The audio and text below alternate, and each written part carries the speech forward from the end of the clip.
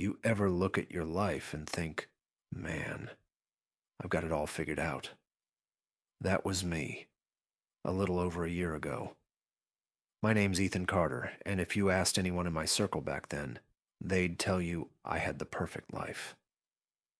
A loving wife, a cozy house on the outskirts of Austin, Texas, and a job that paid decent enough to keep us comfortable. But here's the thing about perfection. It's fragile, like glass.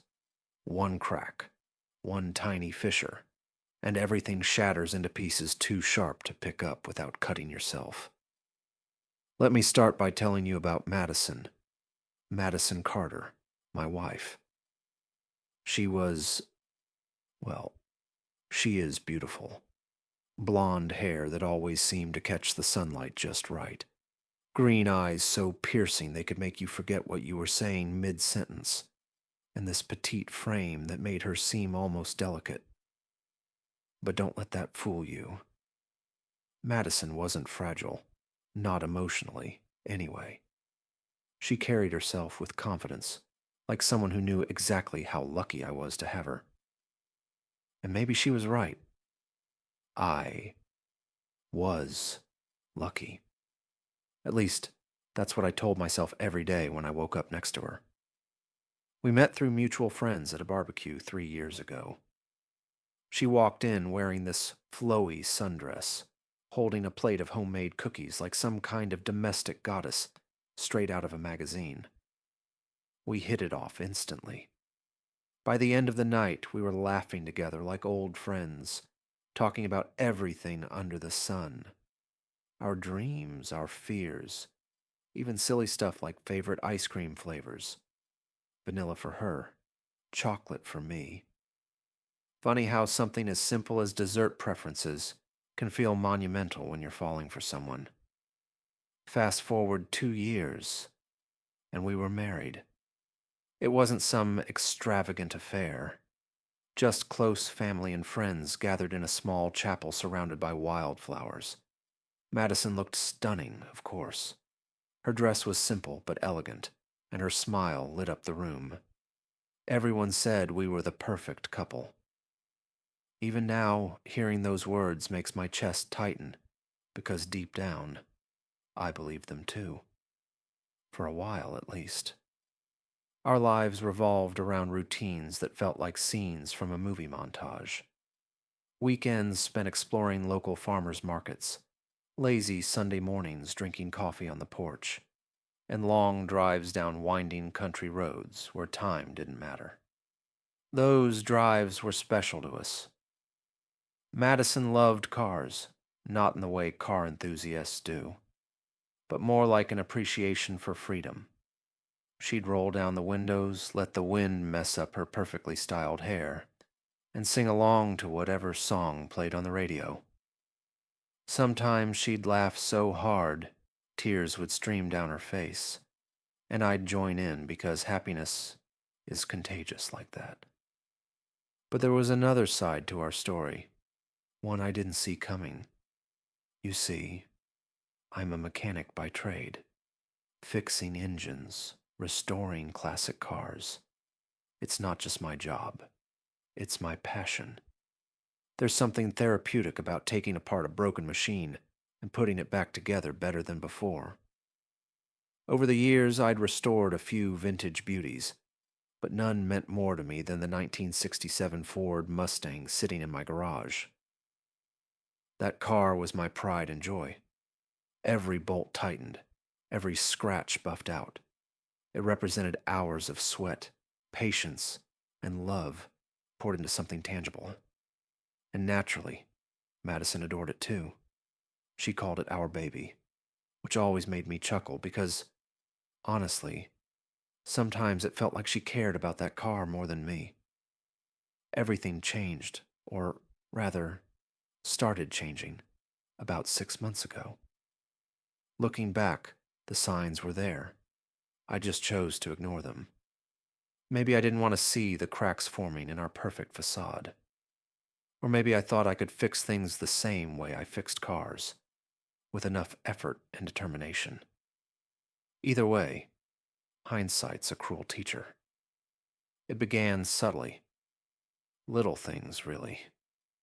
Madison started working late more often than usual. She runs marketing campaigns for a tech startup downtown. And sure, her job requires long hours occasionally. But this wasn't occasional anymore. It was becoming routine. Nights turned into early mornings and excuses piled up faster than laundry in the hamper. Big project deadline, she'd say. Or team dinner ran late. Always plausible. Always believable. Until it wasn't. Then came the phone calls. Oh, the phone calls. Madison never used to be glued to her phone like that. Suddenly, she'd jump at every notification, turning away or muttering vague responses whenever I asked who was texting her.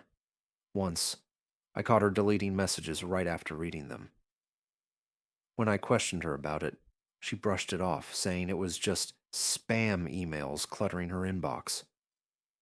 Spam emails. Really? Something about the way she avoided eye contact made my stomach churn. And the car. God, the car. Remember how I mentioned Madison loved our Mustang? Well, lately, she seemed obsessed with keeping it immaculate. Every speck of dust wiped clean, every inch polished until it gleamed like new. At first, I thought it was sweet, an extension of her affection for me, perhaps. But then I noticed something odd. On several occasions, I found her washing the car late at night, long after we'd gone to bed. Who washes their car at midnight unless they're trying to hide something? That's when I saw it. The dent. Small, barely noticeable unless you were looking closely. A shallow crease near the rear bumper, like someone had backed into it carelessly. I confronted Madison about it, expecting her to shrug it off or admit to accidentally bumping into a shopping cart. Instead, she froze. For a split second, panic flashed across her face before she masked it with a sheepish grin. "Oh, that must have happened at the grocery store last week," she said quickly. Too quickly. I didn't think it was worth mentioning. Grocery store, huh? Funny, because the nearest supermarket doesn't have parking spots narrow enough to cause damage like that. Plus, Madison isn't clumsy behind the wheel. She drives like she does everything else, with precision and care. So why lie about something so trivial, unless it wasn't trivial at all? Doubt gnawed at me, relentless and insidious. I wanted to believe her. Hell, I needed to believe her. But the questions kept swirling in my mind, growing louder each day. What was she hiding? Why did she seem so distant lately? Was it possible that my perfect life wasn't so perfect after all? I couldn't shake the feeling that the answers lay somewhere within that dented bumper and those secretive phone calls. Whatever was going on, I knew one thing for certain. I needed proof. Not assumptions, not suspicions, cold, hard evidence. Because if I was wrong, if this was all just paranoia stemming from stress or insecurity, then fine.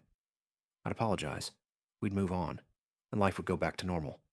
But if I was right, well, let's just say revenge has a funny way of creeping into your thoughts when betrayal feels inevitable. So I waited, watched, observed every detail, no matter how insignificant it seemed, because sometimes the smallest clues reveal the biggest truths, and deep down, I feared the truth might break me. Trust is a fragile thing. You don't realize how much you rely on it until it starts to crumble beneath your feet. That's where I found myself, standing on shaky ground, watching as the life I thought was solid began to fracture piece by piece. Madison wasn't just distant anymore. She was someone I barely recognized. It started with the little things, details so subtle they might have gone unnoticed if I hadn't been paying attention. Her perfume was the first red flag. Madison had always worn this soft floral scent, something light and understated that suited her perfectly. But one evening, as she walked past me in the hallway, I caught a whiff of something different. Bold, musky, expensive. It wasn't hers. At least, not the kind she'd ever chosen before. New perfume? I asked casually, trying to mask my unease.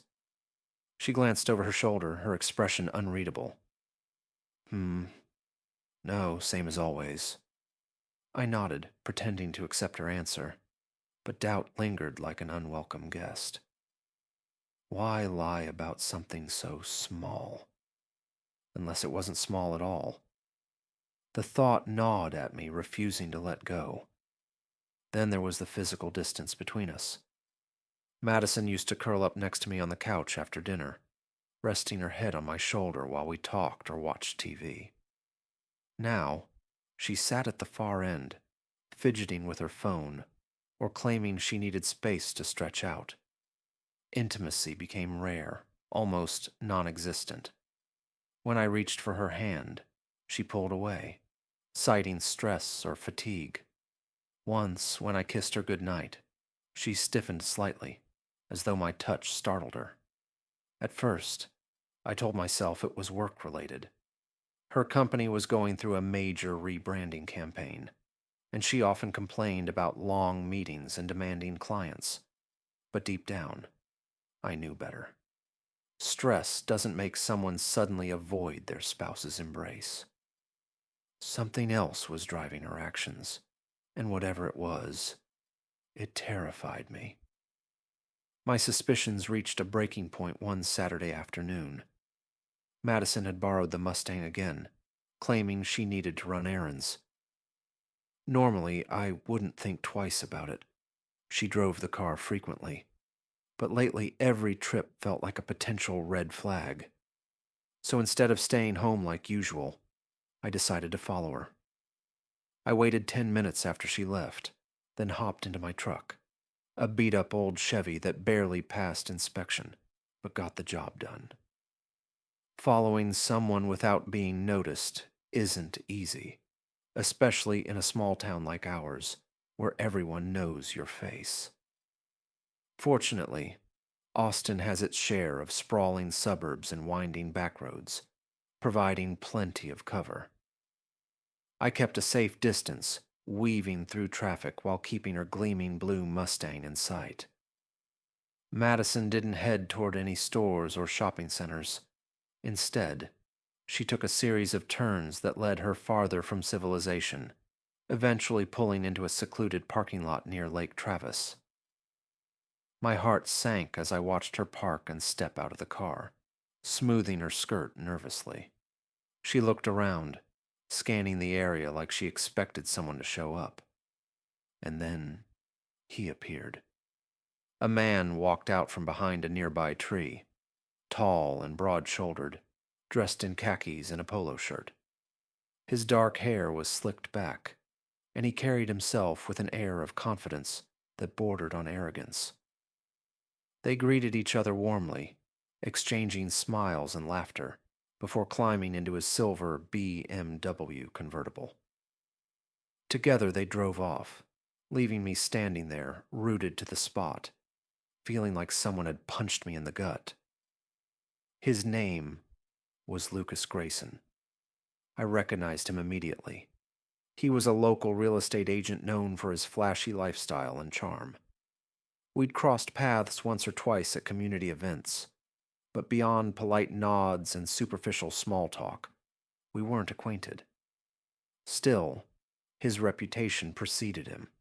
Women swooned over his polished demeanor and expensive suits, and men envied his success. Seeing him with Madison felt like confirmation of my worst fears.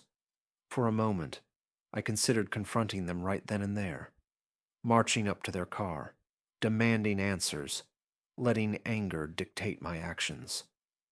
But Li Ji prevailed. I didn't have proof. Not yet. All I had were suspicions and a broken heart. If I accused Madison based solely on what I'd seen, she'd deny everything. Maybe even turn the tables on me, accusing me of spying or mistrust. No, I needed evidence. Solid, undeniable evidence. That night, sleep eluded me. Every time I closed my eyes, images of Madison laughing with Lucas replayed in my mind, taunting me. How long had this been going on? Weeks? Months? Had she ever truly loved me? Or was I just a placeholder until someone better came along? The questions swirled endlessly, each one cutting deeper than the last. By Monday morning, I'd formulated a plan, or at least the beginnings of one. Desperation fuels creativity, they say, and I was desperate. While Madison showered, I slipped into the garage and retrieved a small GPS tracker I'd purchased online months ago for safety purposes. It was tiny, discreet, and easy to install under the bumper of a car. Within minutes, it was securely attached to the Mustang, transmitting real-time location data directly to my phone. Over the next few days, I monitored her movements obsessively. The tracker revealed a pattern: late-night trips to that same parking lot near Lake Travis, followed by drives to various hotels scattered across the city. Each ping reinforced my suspicions, building a case against her that grew stronger with every passing hour. But knowledge alone wasn't enough.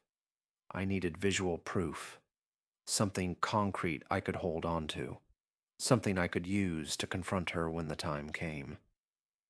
That's when I remembered the hidden cameras I'd bought years ago during a security project for a client. Small, wireless devices designed to blend seamlessly into any environment. Installing them inside the Mustang would be risky, but necessity outweighed caution. Late one evening, after Madison fell asleep, I crept into the garage and set to work. The cameras were strategically placed, one aimed at the driver's seat, another covering the passenger side, both connected to a cloud server accessible only via my personal device. By sunrise, the setup was complete, invisible to anyone who didn't know what to look for. Days turned into weeks, and the footage began rolling in. At first, it was mundane. Madison adjusting the rearview mirror, singing along to the radio, occasionally checking her phone. Then came the incriminating moments. Lucas entering the frame, leaning across the center console to kiss her, their hands intertwined as they laughed and whispered secrets meant only for each other. Watching those clips felt like reliving a nightmare, except this time, there was no waking up. Despite the mounting evidence, I hesitated to act. Confronting Madison meant ending everything: the marriage, the life we'd built together, the illusion of happiness I'd clung to for so long. Part of me still hoped this was all some terrible misunderstanding, that I'd misinterpreted innocent interactions as betrayal. But deep down, I knew better. Denial can only shield you from reality for so long before truth forces its way through.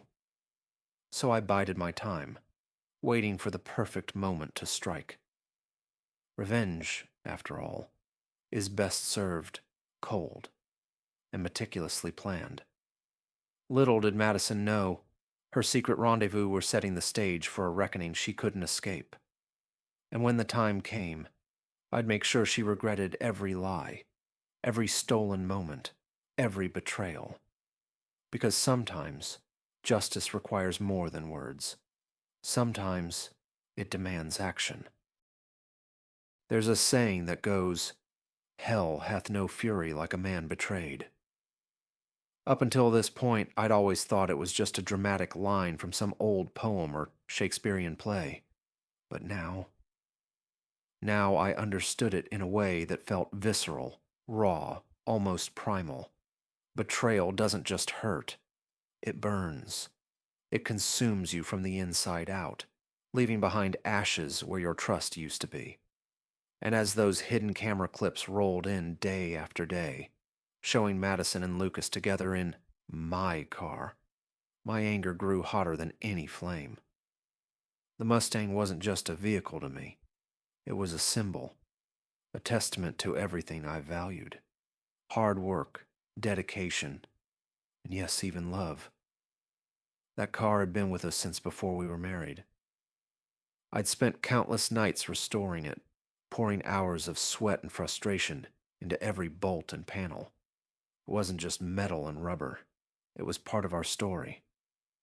Or so I'd thought. Seeing Madison use it as the backdrop for her affair felt like a slap in the face. A deliberate insult, even if she didn't realize it. One night while reviewing the footage, I noticed something that made my blood run cold. There, on the passenger seat, was a smear of red lipstick, bright crimson, stark against the black leather.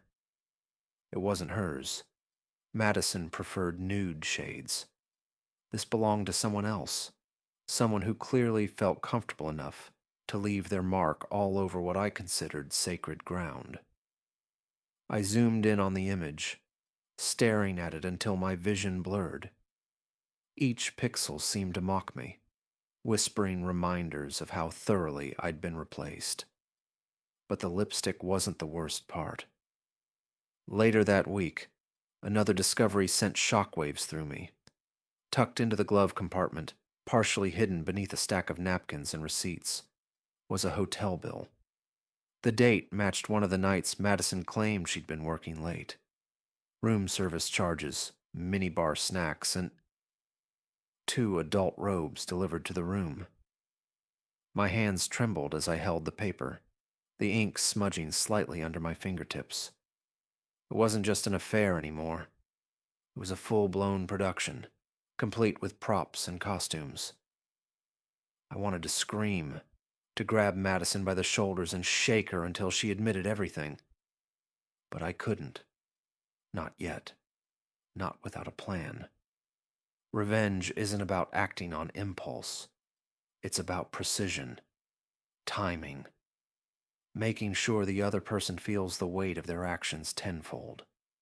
So instead of confronting her, I swallowed my rage and channeled it into something more calculated.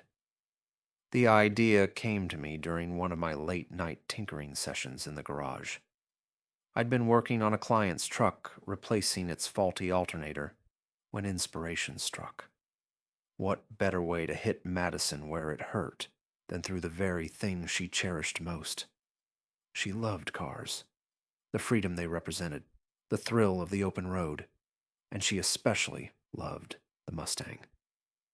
If I could turn that love against her, make it a weapon rather than a source of joy, then maybe, just maybe, I could regain some semblance of control. The plan formed quickly, taking shape like pieces of a puzzle clicking into place. First, I modified the Mustang's engine. Nothing too obvious, just enough to create subtle malfunctions that would only reveal themselves under specific conditions. For instance, the fuel pump would intermittently lose pressure at high speeds, causing the car to sputter and stall. The transmission would slip gears during sharp turns, making it feel unpredictable and dangerous. These changes weren't permanent. They could be reversed later, but for now, they served my purpose perfectly. Next, I upgraded the hidden cameras. Originally, they were basic models designed for static surveillance. Now, I added motion sensors and audio recording capabilities, ensuring I wouldn't miss a single word or gesture between Madison and Lucas. Every laugh, every whispered secret, every touch, they'd all be captured in crystal clear detail. By the time I finished, the Mustang was less of a car and more of a trap. A beautifully engineered snare waiting to spring shut. As I worked, guilt occasionally crept in. Was I going too far? Endangering lives, even indirectly, weighed heavily on my conscience. But then I'd remember the hotel bills, the lipstick stains, the lies, and the guilt would evaporate, replaced by cold determination. This wasn't just about punishing Madison anymore. It was about reclaiming my dignity, proving to myself that I wasn't powerless, that I still had the ability to fight back. When the modifications were complete, I tested them rigorously, driving the Mustang around town, pushing it to its limits to ensure the malfunctions occurred exactly when and where I wanted them to. Satisfied with the results, I parked it back in the garage, careful not to leave any traces of my tampering. If Madison suspected anything, she never let on. In fact, she seemed eager to take it out again, which suited me just fine. The final step was confiding in someone I trusted completely. Jake Thompson, my best friend since high school, had always been the voice of reason in my life. He was the kind of guy who listened without judgment, offering advice only when asked. When I told him what I'd uncovered about Madison, his reaction was predictably measured. "Ethan," he said slowly, leaning back in his chair, "this is heavy stuff. Are you sure you want to go down this road?" "I don't have a choice," I replied, my voice tight with emotion. "She crossed a line, Jake. Used my car, lied to my face, treated me like I'm nothing. I can't just sit back and do nothing." Jake sighed, rubbing the bridge of his nose. "I get it, man. Trust me, I do. But revenge has a way of spiraling out of control. Once you start, it's hard to stop. I'm not looking to destroy her," I insisted, though even as I said it, I wasn't entirely sure it was true. "I just need closure. Proof that she did what I think she did. After that, well, we'll see." He nodded reluctantly, clearly uneasy but unwilling to argue further. "All right. Just promise me you'll think twice before doing anything reckless." "Okay." "Yeah," I muttered, though deep down I knew recklessness might be unavoidable. With Jake's reluctant blessing, I prepared for the inevitable showdown. Madison borrowed the Mustang again a few days later, claiming she needed it for client meetings. I watched her drive away, her blonde hair catching the sunlight as she waved goodbye. Normally, I'd have smiled at the sight, proud of how effortlessly beautiful she looked. Now, all I felt was a bitter mix of hatred and anticipation. That evening, I monitored the GPS tracker closely, watching as the blue dot representing the Mustang moved steadily toward Lake Travis. Sure enough, it stopped at the same secluded parking lot where I'd first spotted Lucas. My heart raced as I opened the live feed from the hidden cameras, bracing myself for what I might see. And there they were. Madison and Lucas, sitting close together in the front seats, laughing like teenagers on a first date. He handed her a bottle of champagne, popping the cork with exaggerated flair. She giggled, raising her glass in a toast before leaning in to kiss him. The intimacy between them was nauseating, almost unbearable to witness. Yet I forced myself to keep watching, cataloging every detail for future reference. After an hour or so, they finally pulled away, heading toward a nearby hotel. I followed their progress on the map, noting the exact route they took. Then, as they approached a stretch of highway known for its sharp curves and limited visibility, I activated the engine modifications remotely via an app on my phone. Within minutes, the Mustang began to falter. The RPM gauge fluctuated wildly, and the car lurched forward as the transmission slipped gears. Madison gripped the steering wheel tightly, panic evident on her face. Beside her, Lucas shouted something unintelligible, pointing frantically at the dashboard. They managed to pull over onto the shoulder, tires screeching as they came to a halt. I allowed myself a small, grim smile. Phase 1 of my plan was complete. Now came the real test. How would Madison react when she called me for help? Sure enough, my phone buzzed a few moments later. Her name flashed across the screen, accompanied by a photo of her smiling face. A cruel irony, given the circumstances. I answered on the second ring, keeping my tone deliberately calm. Hey, babe. Everything okay? Ethan.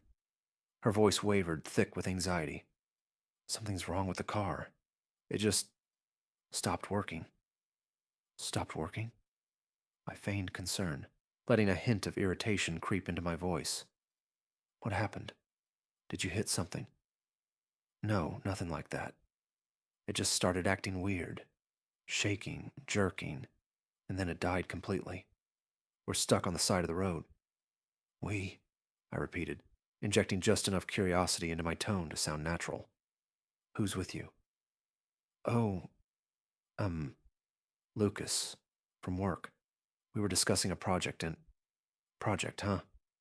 I cut her off, unable to resist the jab.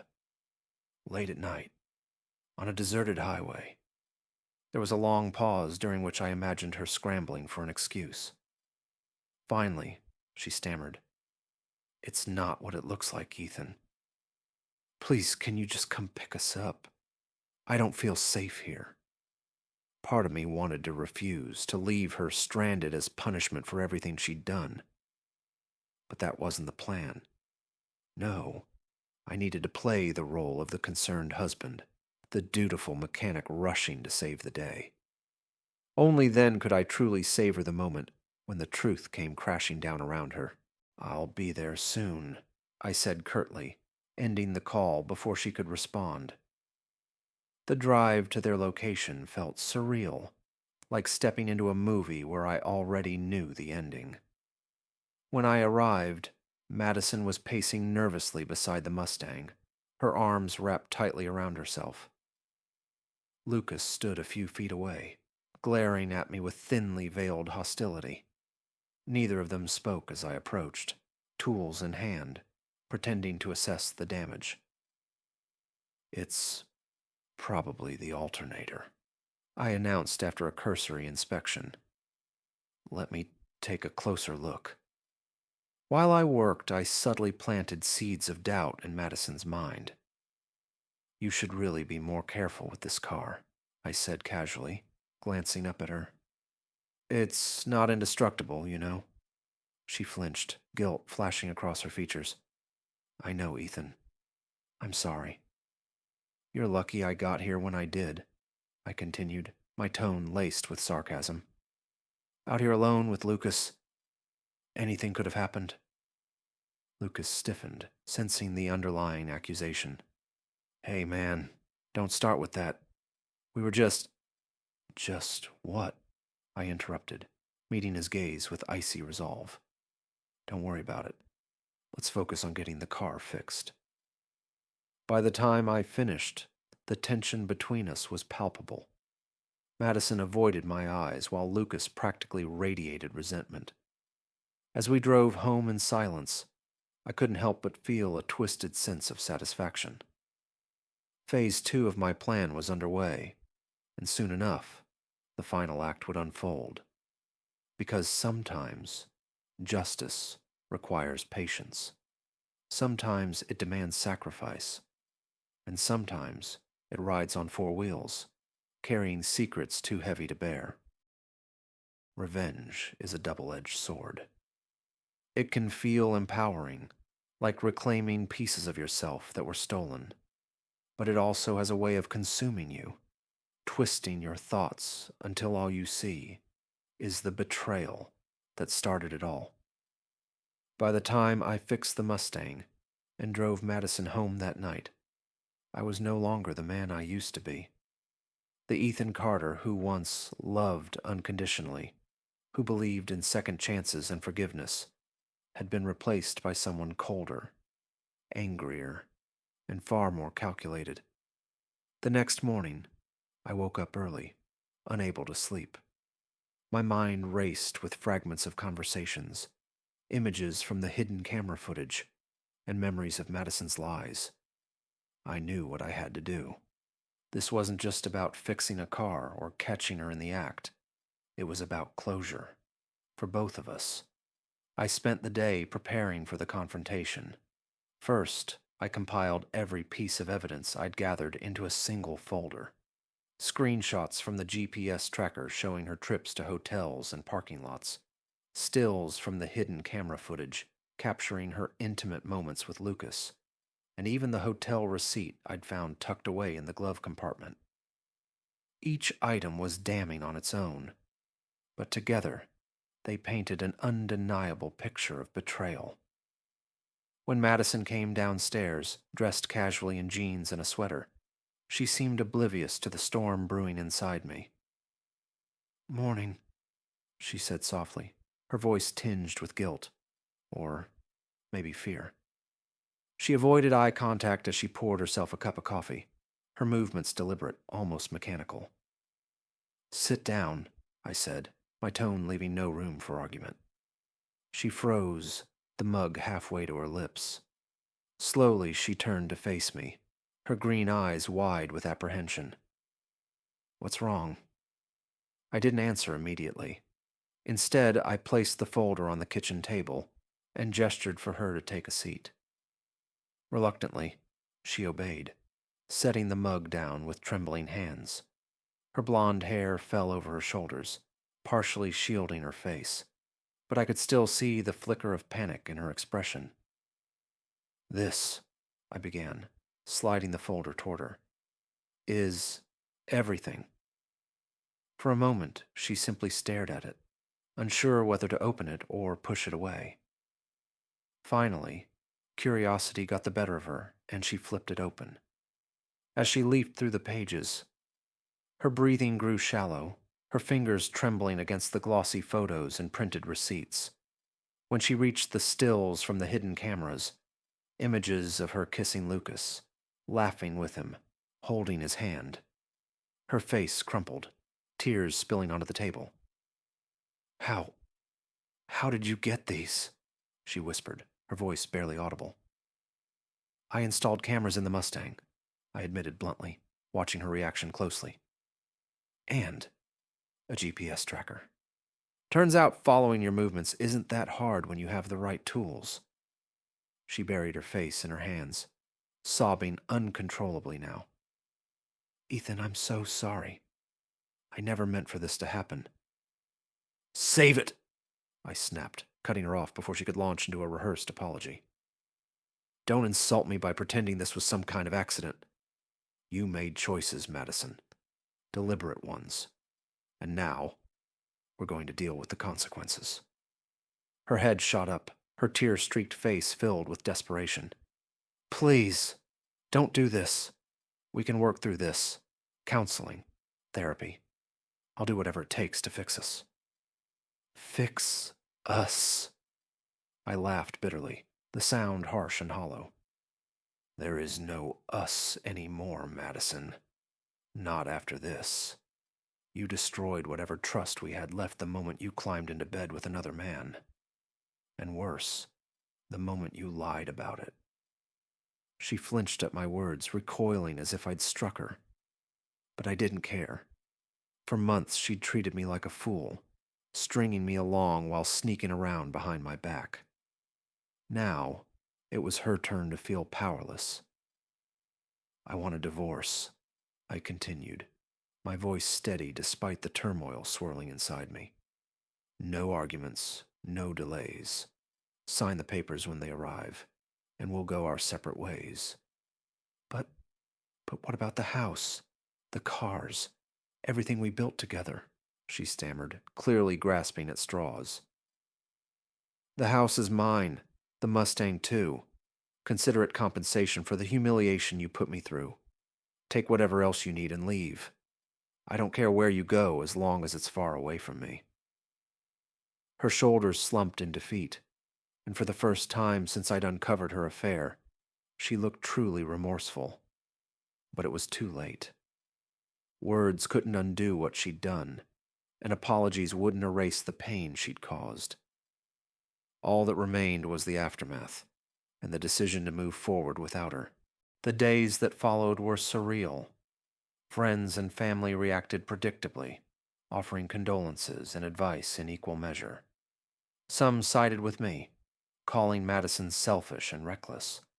Others urged me to reconsider, insisting relationships could survive infidelity if both parties were willing to try.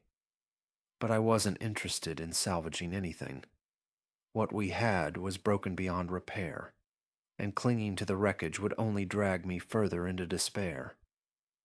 Selling the Mustang felt symbolic. That car had been my pride and joy, a testament to my hard work and dedication, but it had also become tainted, a reminder of betrayal and heartbreak. So, I listed it online, letting go of the last physical connection I had to Madison. The buyer was a young guy named Tyler, who promised to restore it to its former glory. Watching him drive away with the Mustang felt strangely liberating, like shedding dead weight. With the money from the sale, I bought something new, a beat-up 1972 Chevrolet Chevelle Malibu. It wasn't much to look at, rust eating away at its frame, and the engine barely holding together. But it had potential, just like me. Restoring it became my new project, a way to channel my anger and grief into something productive. Every scratch I sanded down, every bolt I tightened, reminded me that healing was possible, even if it took time. Jake checked in regularly, making sure I wasn't spiraling into self-destruction. "You doing okay, man?" he asked one evening as we sat on my porch, beers in hand. "I'm getting there," I replied honestly. "It's not easy, but I think I needed this. A clean break, a chance to start over." He nodded approvingly. "Just remember, revenge might feel good in the moment, but real peace comes from letting go. Don't let her win by keeping you stuck in the past." His words stayed with me long after he left. He was right, of course. Revenge hadn't brought me happiness. It had only highlighted how much I'd lost. Moving on wasn't about forgetting Madison or excusing her actions. It was about finding a version of myself that existed outside the shadow of betrayal. Months passed, and slowly, life began to feel normal again, or at least a new kind of normal. I threw myself into work, taking on challenging projects that pushed my skills to the limit. I reconnected with old friends, joined a local car enthusiasts club, and even started dating casually, though nothing serious materialized. For the first time in years, I felt free, not bound by expectations or obligations, but simply living for myself. One sunny afternoon, as I worked on the Chevelle in my garage, I caught a glimpse of my reflection in the windshield. Gone was the defeated man who'd spent nights obsessing over Madison's infidelity. In his place stood someone stronger, wiser, and more determined than ever to build a future worth fighting for. Revenge may have been the catalyst for change, but redemption came from within.